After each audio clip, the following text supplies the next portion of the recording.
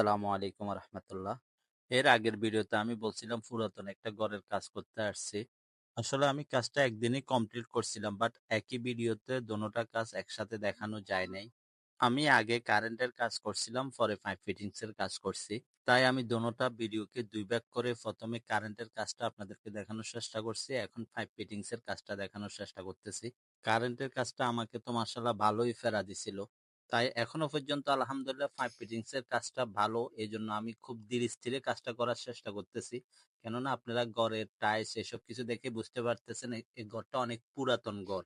ঘরটা যেহেতু পুরাতন, এই পাইপ ফিটিংস এর জিনিসগুলো পুরাতন, সো আমাকে যে কোনো কাজ সাবধানেই করা লাগতেছে। আমার অসাবধানতার কারণে যদি কোনো একটা ক্ষতি হয়ে যায়, যেমন ধরেন একটা পাইপ যদি ভেঙে যায়, আমি কোনো কিছু জোরে টাইট দিচ্ছি, কারণ এটা সবকিছু অনেক পুরাতন হয়ে গেছে, সো টাইট দিতে গেলেও আমাকে হাতের ইশারায় খুব সাবধানে টাইট দেওয়া লাগতেছে। এজন্যই আমি সবসময় বলি যে পুরাতন কাজে প্রচুর পরিমাণে প্যারা থাকে, নতুন কাজ নিজের মতো করে করে নেওয়া যায়, বাট পুরাতন কাজে সেটা সম্ভব হয় না। হ্যাঁ, আবার এটাও সত্যি কথা, এসব ছোটখাটো কাজগুলোতে একটু টাকা খুব ভালো পাওয়া যায়, যেটা সত্যি কথা।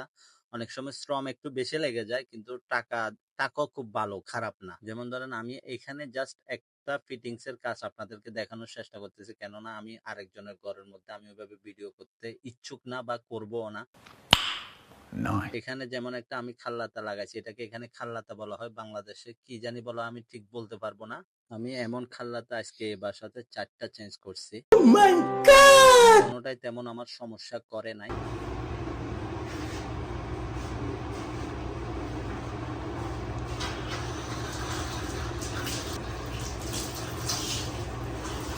আর এই খাল্লাটা এখনের গুলা তো নতুন চায়না, তেমন ভালো না। এগুলো আমি যদি খুব জোরে টাইটও দিতে যাই ভেঙে যায়, কিন্তু এর আগে যেগুলো ছিল ওগুলো অনেক ভালো ছিল, মোটামুটি পিতলের মতোই।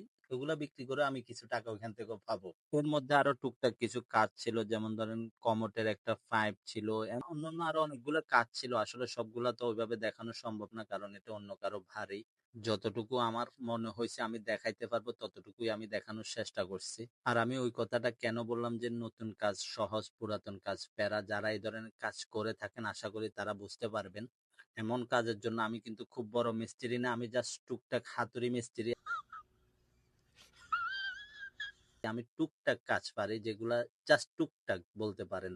আলহামদুলিল্লাহ কারেন্টের কাজের মতো পাইপ ফিটিংস এর কাজে কোনো রকম প্যারা দেয় নাই, প্রত্যেকটা কাজ খুব সুন্দরভাবে হয়েছে। সবাই ভালো থাকবেন, সুস্থ থাকবেন। আসসালামু আলাইকুম।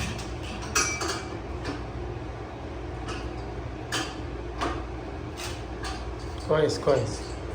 مايلي كويس يعني هذا خفيف، أول أصلي. فاهم؟